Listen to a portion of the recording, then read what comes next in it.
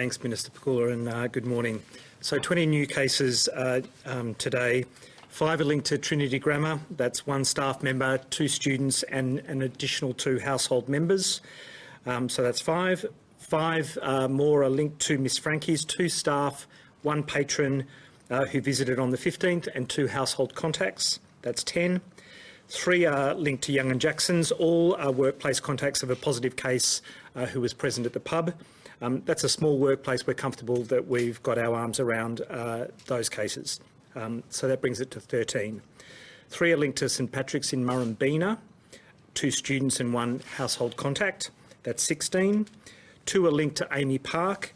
Both are patrons seated within 2 or 3 rows of the index case there. So that's 18. 2 are linked to Bacchus Marsh Grammar, both household contacts. That's 20. 1 is a worker from the Westgate Tunnel who was a close workplace contact of a case there. That's 21. And 1 is a family member of the previously unlinked case that we announced yesterday from the northern suburbs. So that's 22. So I can advise our epidemiologists have formally linked that case from yesterday to the Coolaroo cluster. They're related to one of the earlier cases in that cluster. And we're continuing to support the households there. In terms of primary close contacts of some key sites, so MCG has 3,900 primary close contacts. 70% of those tests have been returned. Amy has 2,300 primary close contacts and 66% of tests have been returned. Trinity Grammar, 2,600 primary close contacts with 76% of tests returned. Crafty Squire, 433 primary close contacts with 70% of tests returned. Ms Frankie, 822 primary close contacts with 83% of tests returned. And Phillip Island, 803 primary close contacts with 57% of tests returned. So thanks so much for everyone who is getting tested as primary close contacts. We know it can be a real task, especially in awful weather. There might be sites where you've had a bit of a wait. All I can say to you is please keep at it. As those tests return, we just get more and more assurance that we've got control of this. In terms of priorities, we do still have some concerns, obviously, about Amy Park and the MCG with the levels of transmission that have occurred there. So with the additional 2 cases today at Amy Park, outdoor transmission, not seated, absolutely adjacent to the index case, but a couple of rows away. That's not unheard of in indoor areas, but to occur outdoors is of some concern. So just a reminder, if you are sitting in Zone 2, Sections 22, 23 or 24, you need to be quarantining right now. So that's quarantining for the 14-day period. Doesn't matter if you've had a negative test initially, you're quarantining for that full 14 days. The same goes if you entered through Gate 7 between 7:56 and 8:13 p.m. And if you're in any other area of Zone 2, get tested. There's a map on the exposure sites listing, so have a look if you're unclear about that. In terms of our red zones, yesterday, as many would be aware, South Australia became an orange zone, retrospective to 12 of July. So anyone who's been in South Australia who returned up to late last night into Victoria needs to get tested within 72 hours and return a negative test before they come out of isolation. Tonight at 11:59 p.m, it'll become a red zone. If you're in Victoria now and have been in South Australia at any time since 12 July, as I say, get tested, stay isolated until you get that negative result. We hope that South Australia emerges from this relatively quickly and that after their 7-day lockdown that we can make changes in line with any changes that they might make. Finally, with over 300 exposure sites online, many more in private homes and other smaller settings, our intelligence team, our epidemiologists do go through a continuous review process for those sites. to validate all of the times, the dates and locations. There will be minor modifications over time. Some sites have been removed as the individual was determined not to be infectious at that time. Others have been downgraded, others can be upgraded. So please continue to check those exposure sites and understand that they might have some modifications over time. Finally, look, 22 is a large number. It might have looked concerning for those who were following on Twitter this morning or who saw the number come up. But the 16 of 22 fully isolated for their entire infectious period is a really good sign. That has changed dramatically in the last couple of days. I expect it to be improving over time. It may even be that within a couple of days we don't see anyone who's been out in the community for any of their infectious period. It is due to people quarantining strictly through that quarantine period. It is a tough thing to do quarantine, and it's tough because it's very strict. You cannot go out for food, you cannot go out for services, even essential services. You cannot go out for work. You must stay at home strictly for that 14-day period, and even as that early test that you need to do comes back negative, you'll need to stay in for that 14-day period. You'll be cleared at the end of it with a negative test with your 14 days expiring, but it is that quarantine that so many thousands of Victorians have done and are doing that is making us get ahead of this outbreak, and we're absolutely going in the right direction. So there is much, much to be hopeful for.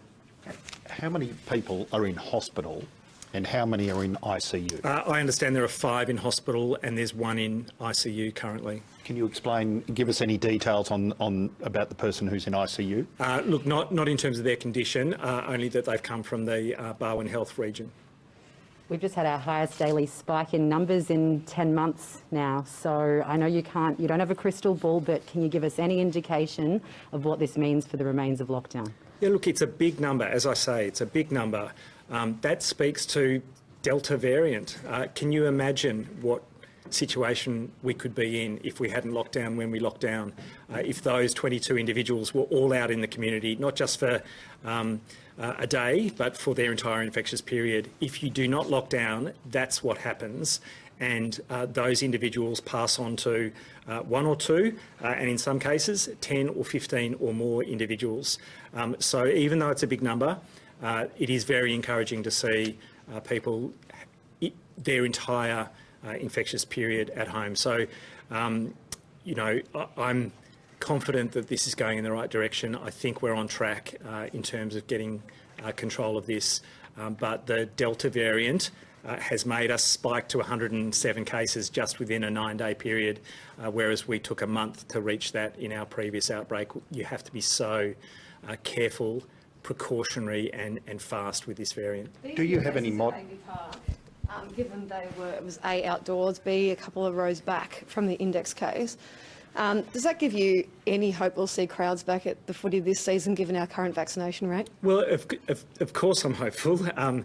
We're working to get zero community transmission. That is the best guarantee that we can have to open up for these events again, for people to get back to some kind of normal life. You can't do that with significant community transmission because there would be so much risk of further transmission occurring indoors and outdoors. So getting to zero community transmission as a national strategy, as our Victorian approach, is really critical because that's the best assurance we can give. That said, there's always the risk through quarantine, through other jurisdictions, incursions into Victoria. So we have to remain alert to that. We have to manage that risk as best we can.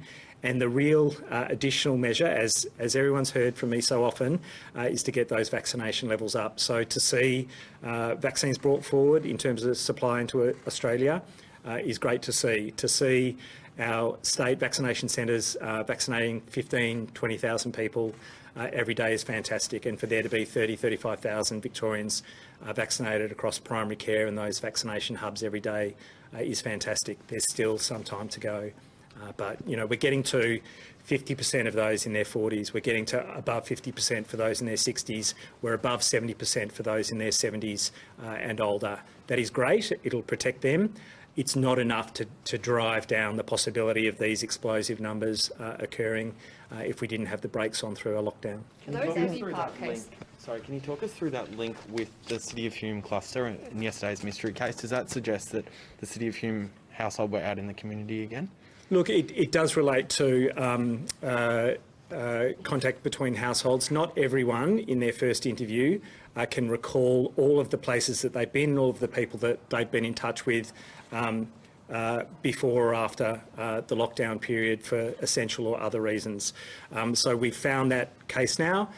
We've found that connection that is very reassuring. And again, to have 107 cases, all of which are linked epidemiologically, is really good news from a contact tracing point of view. And what's that relate? Sorry, did they visit each other's house? Look, I'm not going to give the details. It's really important that people are free with the information that they provide. It's very important that we protect everyone's privacy and that we get the fullest information possible. All I can say is that we've got that link and that we don't always, with any of our cases, get every single piece of information recalled at the first interview. That's why we go back and continuously try and find out. It came through late of an evening. And so we've just worked through the process as we would for any new case to really understand the connections. Those Amy Park cases, and I think some at the MCG, are they the only confirmed cases of outdoor transmission? And does that change how you look at outdoor transmission going forward? We've got a high suspicion of outdoor transmission at the MCG as well. So again, we can't say absolutely that people didn't come into contact and not QR code check-in at a toilet, at a food venue, but we've got no evidence of that for some of the individuals who were seated outside. So we think there's been outdoor transmission there as well. It's probably always occurred to a much, much lesser degree before the Delta variant, but with the really enhanced contact tracing and all the interrogation of data that we do between CCTV and QR and ticketing, we are getting more and more information that gives us a really good understanding of where people are and how they move. And so we are turning up some of this. As I say, it's probably occurred before, and there's been a lot of reports of, we've never heard of outdoor transmission. A lot of that is because they haven't got the very sophisticated contact tracing that we're now doing across Australia, in particular in Victoria, I would say. So we need to reflect on that. We need to get to zero community transmission for that reason, and we need to think about everything that we do in sporting events, in arts and theatre, and any indoor setting and outdoor setting going forward. Just on events, sorry, because it is an industry that's been entirely decimated, left off the roadmap. Can we think of a better way to operate moving forward? I know there's been suggestions about rapid COVID testing. It was used at Wimbledon, or anything else that we can do to help this sector reopen? We will do anything and everything that we can. It is super challenging. The UK had nightclubs closed continuously for 18 months. They've opened now and they've got 50,000 cases a day. So the industry is hurting, there's no question. The industry would hurt even more with sustained community transmission if we can't keep control of it. Rapid testing may have a place. Again, the Netherlands is an example where they had scores to hundreds of cases daily in the country that went to 10,000 within a 3-week period, 10,000 per day. That was related to an outdoor entertainment event, a music event. And I think they tried to do rapid testing beforehand. So it's a mitigation, it's not magic. We need to have a whole bunch of things that we should consider. But the primary one is vaccination, and the overarching one is to have no community transmission after we've dealt with this outbreak. But in the interim, that's 12 months away potentially until we're fully vaccinated. Would you consider COVID rapid testing or anything? Yeah, we are considering rapid testing. If it's a real game changer, yes, but people can test negative and still be infectious. It's not a perfect test. There are individuals who fake their tests. There are individuals who get tested, are negative within 24 hours, but become infectious at the time that they attend. So there's no very straightforward solution here. The really key thing is to get us back to zero, and then the vaccination coverage, even if it's not at 90%, will help manage that risk very substantially, especially with low numbers. What about a vaccine Yeah, passport? look, I know Especially it's for under those like- consideration nationally. I've said many times it needs to be equitable across the country. We shouldn't introduce something in Victoria that applies unequally in other jurisdictions or that isn't in place elsewhere. I'd like to see something akin to that. It needs to be validated, verifiable, not forgeable, and we need to understand exactly what kind of allowances could happen with a fully vaccinated or partly vaccinated person. Just on the outbreak, Professor, the attack rate's clearly really high. There's lots of contacts being infected. Are you pleased at the fact that there seems to be a really dwindling number of transmission sites? You're focused on the key ones, they keep exploding, but they're not popping up elsewhere. Are there exposures, and further to that, are there exposure sites that you're concerned about where you know infectious people roamed, where you haven't seen a case yet, but you're strongly looking at? To the second point, not entirely. I think we're calling out MCG, Amy Park in particular, for people to continue to go and get tested. But that applies to all of the Tier 1 exposure sites, so please review those and continue to get tested, and we'll run through those over coming days. But yes, we're not seeing new transmission sites. I think in part that relates to there being really short periods of exposure on those sites. You know, our public transport sites have good mask wearing. People are only there for 5, 10, 15 minutes maybe on a tram or on a bus. So they're less at risk than being in a restaurant, being in a bar. The lockdown has changed those exposure sites by virtue of that. People going to Coles or Woolies or Aldi, again, wearing a mask, relatively short periods of time, only doing it for essential purposes and for as short a time as they can. So it changes the risk profile. We're also catching people earlier. They're less infectious. So those times when they've been out at an exposure site, they've probably got a lower viral load. Maybe they're not infectious at all, and that's all good news. We were adding exposure sites. Added one last night where the person visited the place on like the 12th or 13th, so 9 days ago. Why are we adding exposure sites from so far back? Again, new information comes up in interview and re-interview. There is a lot that people go through. We try and we do interrogate their QR code check-ins, but we also incorporate into our interviews the geolocation data on phones. And so there is new information that can come up either through recollection, being prompted by a friend or another family member, or indeed when we get a new case and there's a crossover that we can prompt people about some of these exposure sites. So that's not out of the question to get new information. Sorry to interrupt. Do you know if the Derrimut worker at the BP had taken a test and then attended work after a test? I don't know. I can check that. There are a number of cases. Nick, then Bridget. So in terms of modelling, have you done any modelling, or have you received any modelling, or even an academic estimate as to what sort of figures we'd be talking about now if we hadn't gone into a lockdown? Oh no, I haven't seen the counterfactual, as it were, what it would look like if we hadn't gone into a lockdown. But you know, there are some general modelling estimates around the Delta variant, and that R0 or reproduction number. The thing is, it always changes people's behaviour when you start to see transmission. So that R0 of 5 never really comes into play because people change the way that they move about if they're symptomatic or if they know that there's transmission in the community. When in addition you've got some restrictions on gatherings normally as a baseline, that changes it again. But it is a variant that takes off from dozens to thousands of cases within just a matter of weeks. So I suspect that, you know, we would be at 200 or 300 at this point in time. But if we locked down today instead of when we did, we would get thousands of cases over the next couple of weeks because of where we've gotten to, even in lockdown now.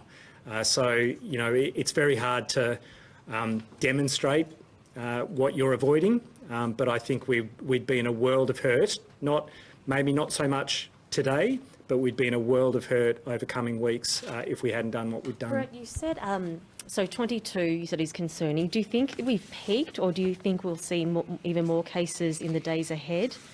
I think we've peaked in terms of numbers out in the community while infectious. I don't know that we've peaked in terms of new cases that are emerging. There are those household contacts. We encourage people to quarantine on their own for that very reason. We don't want to put family members at risk. But you know, there are people with parental responsibilities. They don't want to give up on those, and they're hard to manage. But we, of course, offer formal hotel quarantine for either the primary close contact who's quarantining, or indeed other household members, in order to try and manage that risk. But I suspect we'll see additional household members turn positive through today and in coming days. We don't want people to unnecessarily get transmission because, you know, as I've said, one in ICU, we'll probably see more in ICU. It is both a more infectious variant. The estimates are that it's a more severe variant as well, that the likelihood of hospitalisation for those who are unvaccinated is 2 or 3 times greater than other variants. And the cases in hospital, are they all community cases or was some in hotel quarantine? I believe one might have come from hotel quarantine. All the others are community cases from this outbreak. Just on cases. Exposure sites from Mildura that were removed last night. Do you know why that is? Because that includes the Mildura shopping plaza. So thousands of people would have got tested that had been there, clogging up those queues. Yeah, I don't know the specifics, Bridget, but I imagine it relates to some review of infectious period and the likelihood of an individual being infectious when attending that site. Inconvenient for people who've gone and gotten tested. I hope that the majority of those were symptomatic and needed to be tested in any case, but we will, you know, take a conservative approach on initial estimates and initial information. If we get a tailored bit of information where we can make a better risk assessment, we'll change that. Just on Nick's question on modelling, so this year 22 cases resulting from 50,000 tests compared to last year, hundreds of cases from 10,000 tests. So how has that impacted or influenced your decision-making in the way we approach this virus moving forward? We want tests to be readily available for anyone who's symptomatic, anyone who's been to an exposure site and needs to get that result. The turnaround times being 99% within the next working day is the next day is really useful. The constraints with testing make it much trickier with the Delta variant. You've only got that very short window, and it's probably a shorter window than it's ever been to follow up those close contacts. So getting that test result so that you know that you've got those close contacts that you need to chase down is really critical. And the number of tests that we can do within that really tight turnaround time is incredibly useful as well. So the Path Lab's doing a fantastic job, and everyone in support of that at the testing sites and transporting those specimens. Now, the Chief Health Officer is due at AHPPC in 10 minutes. Can I just get one in? Just on, there was I don't know if this was discussed yesterday, tell me if it was and I'll stop asking, but a Melbourne woman who travelled up to Queensland who tested positive in Queensland. She was at a Tier 1 site here and didn't isolate. Do we know about her details? Only that she was at a Tier 1 site. She travelled up to Queensland. We did address it yesterday. She had an initial negative test and then a subsequent positive, but Queensland Health have done the interview with her. All of her infectious period was in Queensland, so we haven't done an interview to have additional details, but she was informed of being a primary close contact by our team, but she'd already travelled to Queensland at that time. Which site is she linked to? Young and Jackson's, that's right. Professor Sutton, 16 out of 22, completely in isolation. Is it ever even possible for us to get to 100%, given that there are still essential reasons to leave home? Like, why were these 6 out? Was it work or what? Yes, it's absolutely possible for us to get to 100%. We're aiming to get to 100%. Even with essential workers, if you've identified a close contact, primary close contact, secondary close contact in time, in advance of them being potentially infectious, then they're not going to their essential work. They're quarantining strictly. So we aim to get to 100%, and I think we can get to 100%. I think for these 6, I don't have the full details, but I think it's a really short period of time before they were potentially infectious. So we do go back 48 hours from the time that someone's symptomatic, or 48 hours from the time that they've tested positive, and sometimes that just brings in going to a food store or going to an outdoor site for whatever reason, that does mean that they haven't strictly had 100% of their time in quarantine. Are you fine? I do need to go, Nick, but thank you. Who would you like next? Yeah, one for you, please, Minister. Me? Yep.